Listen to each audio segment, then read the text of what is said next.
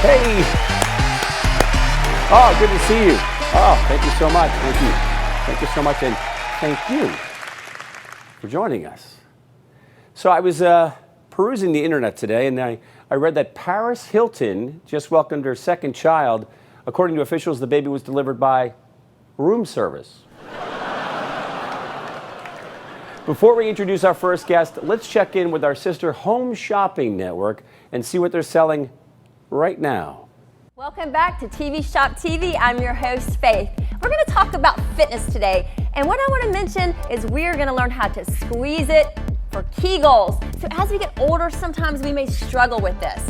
So I have three beautiful ladies here that are demoing for us on how to work our Kegels. And every now and then, live TV, it pops out, but we're going to pop it right back in. Ooh, well, you don't see that every day, do you? Let's start the show. It's Tampa Bay Tonight with Kerry McNally. 3, 2, 1. Kerry's guest, comedian Tim the Dairy Farmer, actress and home shopping celebrity Angie Corley, and stand-up comedy headliner and podcasting legend Al Romas.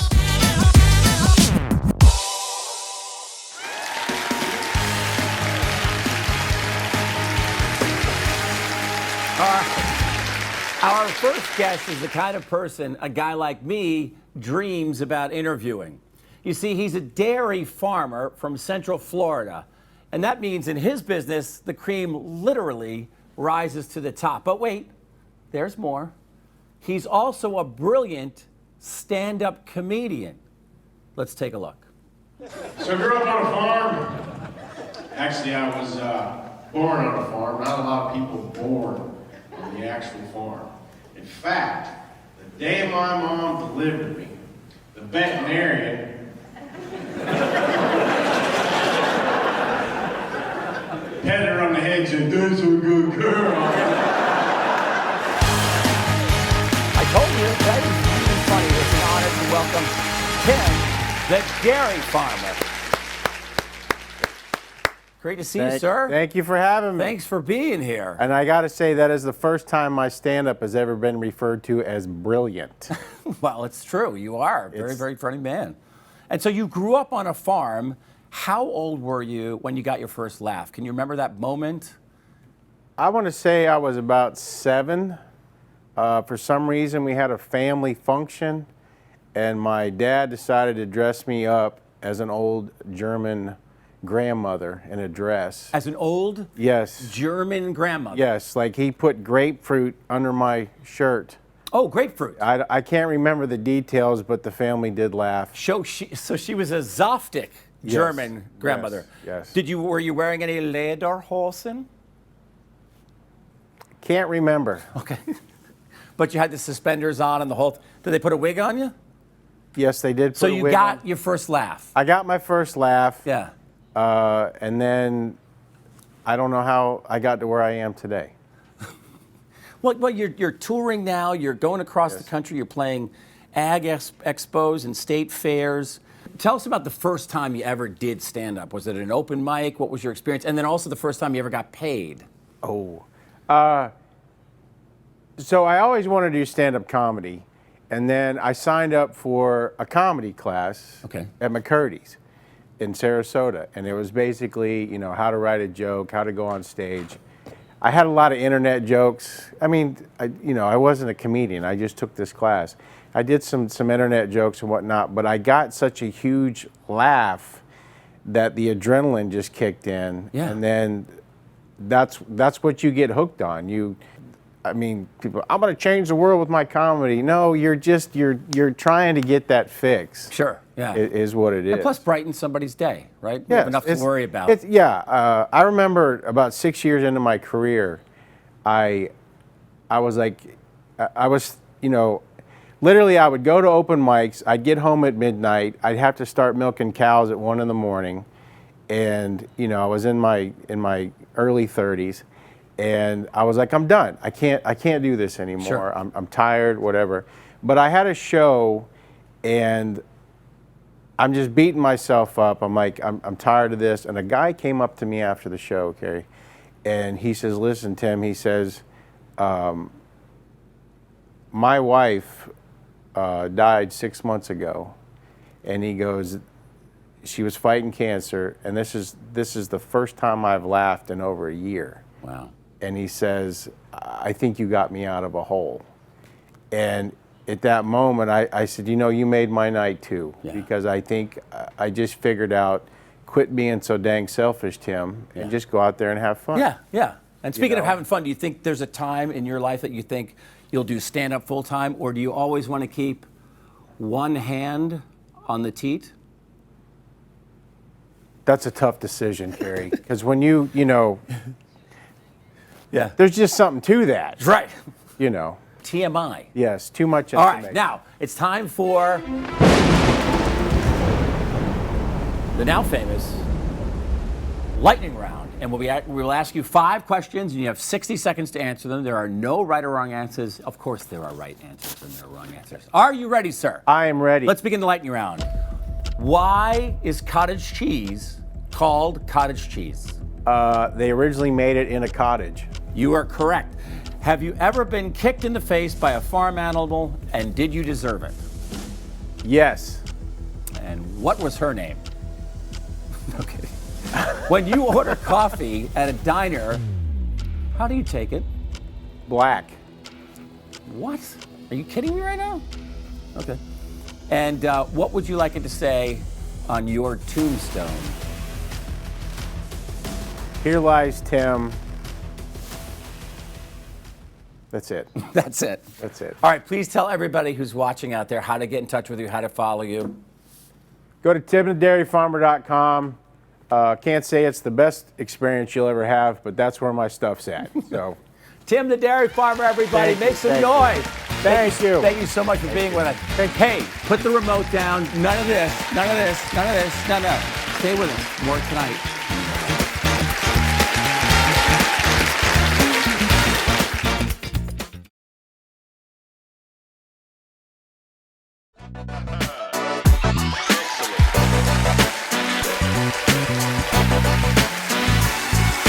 Our next guest is, by all accounts, a Renaissance woman. She's an accomplished Meisner-trained actress. She's a prolific TV and radio personality, having been seen on all 4 major television networks and QVC HSN. She's a global brand ambassador and has hosted 2 shows on ABC Vacation Creations. And my personal favorite, Oh Baby. Let's take a look. Hey everyone, get ready to meet some of the cutest, most curious, most captivating baby animals you've ever seen. I'm Angie Corley, and this is Oh Baby. Come on, that's adorable. Everybody, Angie Corley is here. Angie Corley. Hey, what's up? Right? Dude, it's so good to be here. I love the way you brought the hat. Thanks, and you got a little leather going on. Got a, a little chic, a little cool, a little sassy and badassy. Yeah, sassy and badassy. Those are 2 words I've never been called in my entire life. Really? Neither sassy nor badassy. You kind of both. But I'll take it. So full disclosure, Angie and I know each other from QVC HSN. Yes. A dozen years, more? I mean, I don't know. I think I've been in Florida like 10-ish years, so Sure. at least 10 years. Okay, Yeah. cool. And so have you ever had a favorite product that you presented live on the air, and is that ever terrifying? It's always terrifying. Listen, Yeah. we're live, we're unscripted. So Right. it's just one of these moments when you just take the opportunity, and I've learned to lean into it. Right. You're gonna make mistakes. It's gonna be crazy. Yes, exactly like that. So one of my favorites is probably Beats headphones by Monster. I have those. Yes, yes. I wonder if I think- bought those from you. Maybe, I hope so. But I because haven't. the really cool thing about that, Kerry, is that I was a show host full-time there. Sure. But I got to be on the other side of the table, Sure. which was kind of being a guest host. So they let me do something that had really never been done before. Yeah. And my extensive background in radio and podcasts and red carpet just kind of was perfect. Yeah. It was And of course, awesome. that's Dr. Dre's company. Of course, and I've met him, and I'm Jimmy What? Iovine. Yes, No, come you've met on Dr. now. Dre. Listen, you don't want me to break out those photos. You know, I Those are got to say, kinda I good. was really shocked to find out that he was not an actual physician. Not at all, but he's a That doctor he's a doctor of something. of beats. He's Hence got the beats, name. He's got the beats down pat. Okay. Yeah. So at one point, and we have a little clip here. Oh, no. While you were on QVC HSN, Okay. I think you snuck onto multi-Grammy award-winning producer David Foster's bus. Guilty. What was that like? So it was great. You know, there was a time when HSN did a ton of concerts and albums and LPs and perfumes and things like that. Sure. So it was Kenny Rogers, Josh Groban, Robin Thicke was there, Lionel Richie. So I would just take pride in running outside and getting on the bus to get kind of a behind-the-scenes look at what really goes on. Yeah. So when the bus pulled on campus, I was like, well, let's just jump in and see what's going down in here. It was empty, of course. But it was still great to see, like, what's in the fridge? Do you make up your bed? Yeah. I wanted to know all that. So how old were you when you felt like you had the bug to perform in front of people? Was that very, very young? Yes. And was there anything that you remember specifically that happened to you where you said, oh, this is it, I want to do this? Absolutely. So 6th grade, I was at Friends in Long Island, New York. I'm from New York, born and raised, Big Apple. And I did The Sound of Music, we did The Sound of Music, My Favorite Things. And I had a solo for one little part. Okay. And I was in front of the stage and of course terrified, and I was like, I like this. Like, I like the stage. I like performing. I was up a little high, and you know, it just gave me this feeling. Sure. And I loved it ever since. The Hills are alive. Yes. Well, the sound of, yeah. Do you no, still? No. Karaoke all day in the shower. Yeah. For me, it's karaoke and cut his mic. All right, now I know you like this. You support a number of not-for-profits, and you also volunteer. Yes. Is there one that's, particularly near and dear to your heart that you would like to share with our viewers? Yes, Big Brothers Big Sisters. Okay. I'm 25 years in of mentoring with Big Brothers Big Sisters, and I adore it. I've done it in 3 different cities, and I've had probably a total of 6 littles. And I just love it. Giving back means the world to me. Yes. It's not about me, it's about giving back. So, Angie Corley, how does everybody stay in touch with you? yes, I think I'm on Instagram. I think I've divorced everything else, but follow me on Instagram at Angie Corley, and it's ANJICORLEY. Angie Corley. Follow me on IG. As unique as the individual. Yes. What a pleasure and an honor Thank to you. have This you was here. so much fun. So cool. Doing a great job. Thank you, Karen. Don't move. There's more tonight coming right up.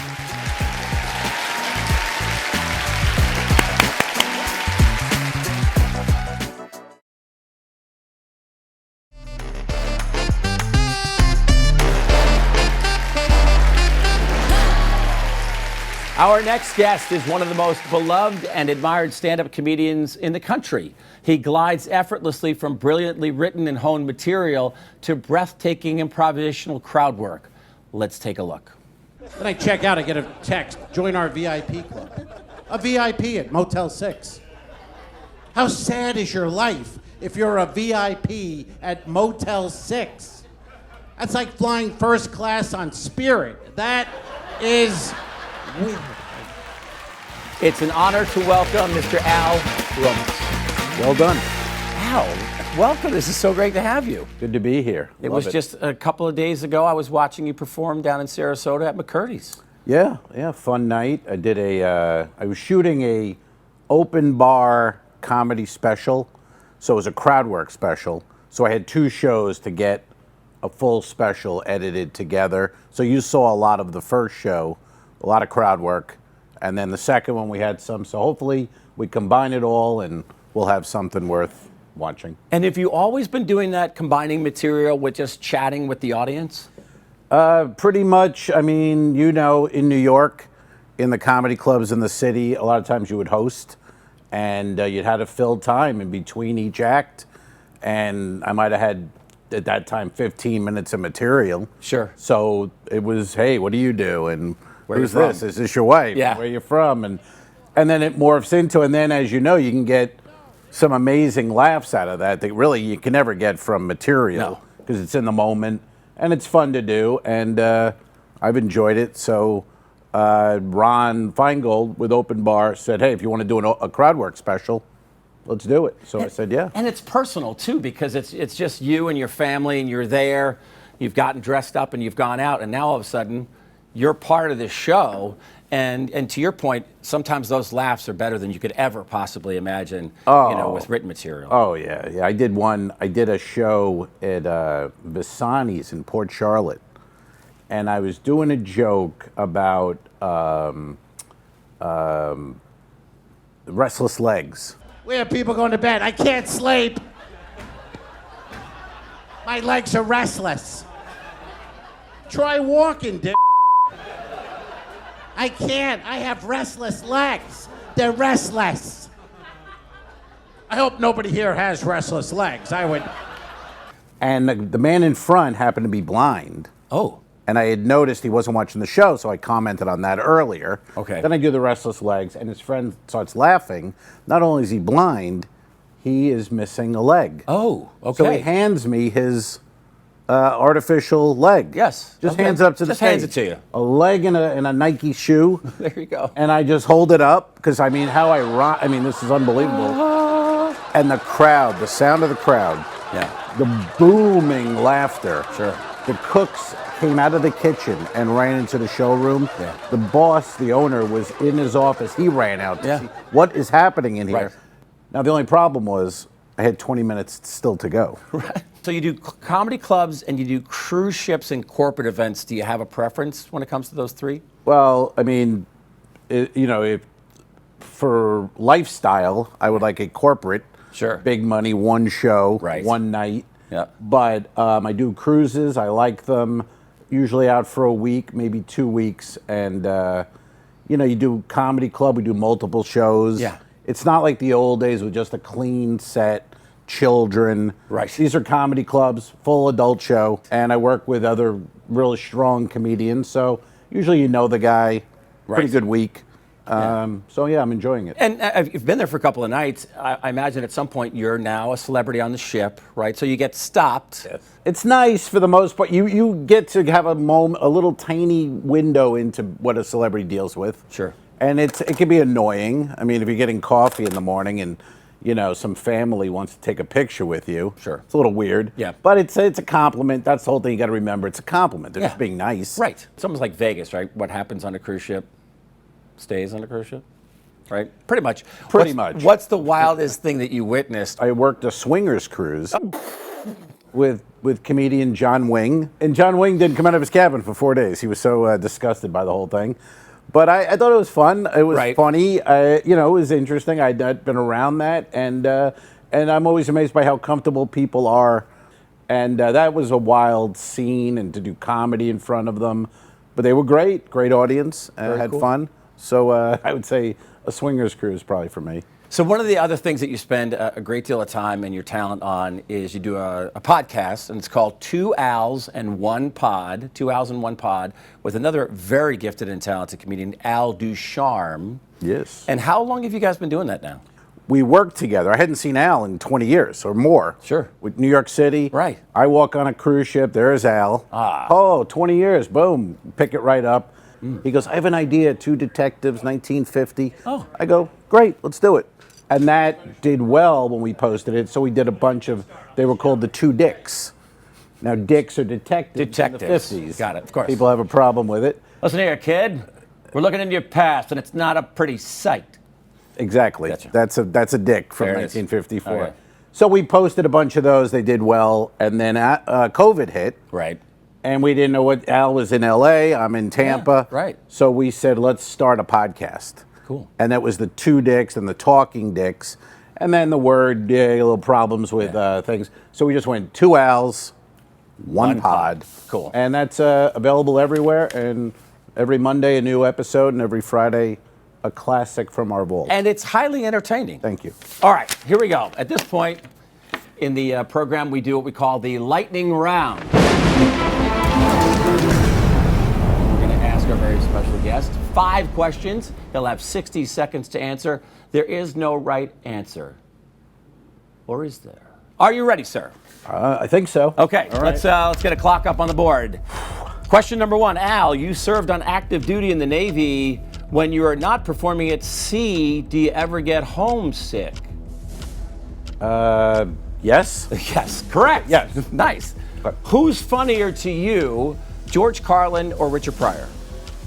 Ooh. I'm going to go Pryor. Correct. And who's your favorite comedian working today that everyone should go and see, aside from yourself? I would say Al Ducharme. Number 4, sorry. If you could make a living doing something else, what would it be? Oh, make a living doing it? Yeah. I don't know. I liked radio. Yeah. I liked the DJ those days. I don't know if they even exist anymore. Sure. The idea of spinning some records and taking requests. Yeah. I Okay. would have enjoyed that. And one last one, number 5. How do we listen again to 2 Owls and 1 Pod? It's available everywhere, wherever you get your podcasts, and we have video and other content on patreon.com/2owls1pod. Al Romas, what a pleasure. Thank you so much for being here. Thank you. Well, that's our show. We really hope you enjoyed it, and we hope you'll join us for the next one. If you'd like to sponsor Tampa Bay Tonight with Kerry McNally, we'd love to hear from you. It's sales@redhousestreaming.com. Sales@redhousestreaming.com, and we'd love to have you be a part of the team. We'll see you next time right here on Tampa Bay Tonight.